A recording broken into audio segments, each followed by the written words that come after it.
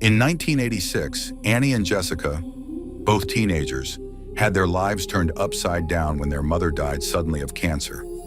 It all happened so quickly and so painfully that the poor family was shaken. Their father, Brian, was already very busy with his job, but after his wife's death, he had to work even harder to make ends meet. Annie and Jessica were very close to their mother, so her death broke them both inside. And because their father was often away, the two were often alone in the house. And when they were alone, they missed their mother even more. One night while Brian was on duty, Annie and Jessica decided to use a Ouija board in the hope that, if only for a while, they would feel a connection to their mother. They went to the basement, got out the Ouija board, and without any research, they began.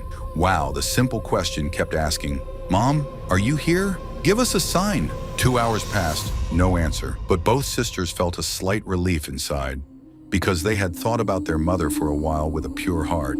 She went upstairs and went to sleep. That night, both of them went to sleep in a separate room when suddenly there was a soft tapping sound coming from the walls.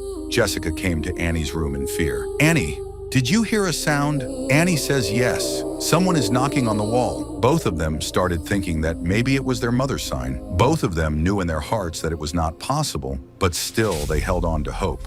By the time Brian came home, the tapping had stopped, and both sisters said that their mother was trying to contact them. Brian understood. Both are traumatized by their mother's death. They need therapy, and they calmly listened to the story.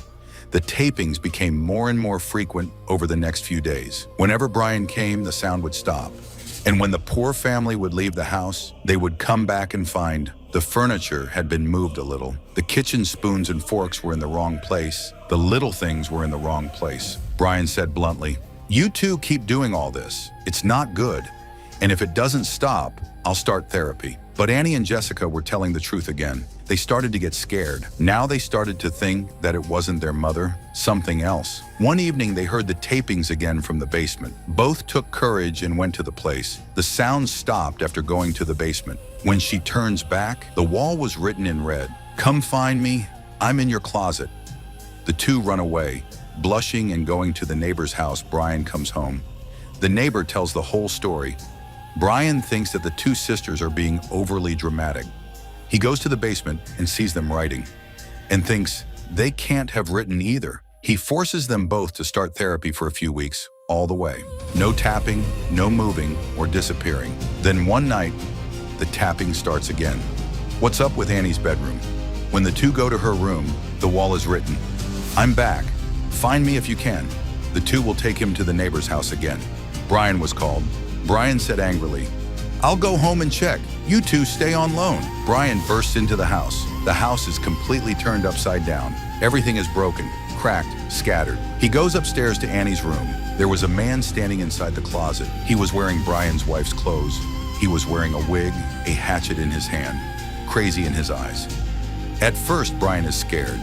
The man runs away. Brian tries to catch him, but he runs away. Brian immediately runs to a neighbor's house and calls 911. The police search the house, but they find nothing.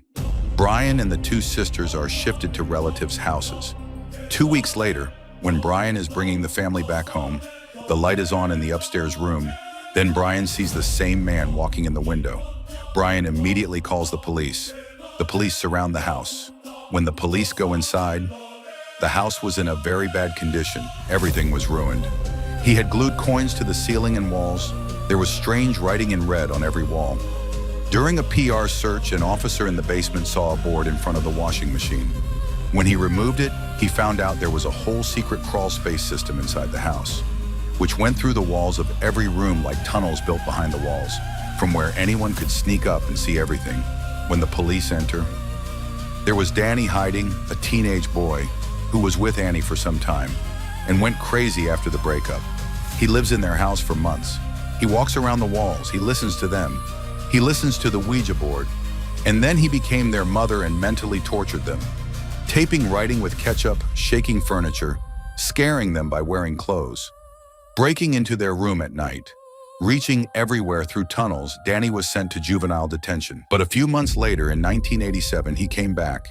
And then he broke into a family's house for some reason and killed the entire family, and once again disappeared somewhere.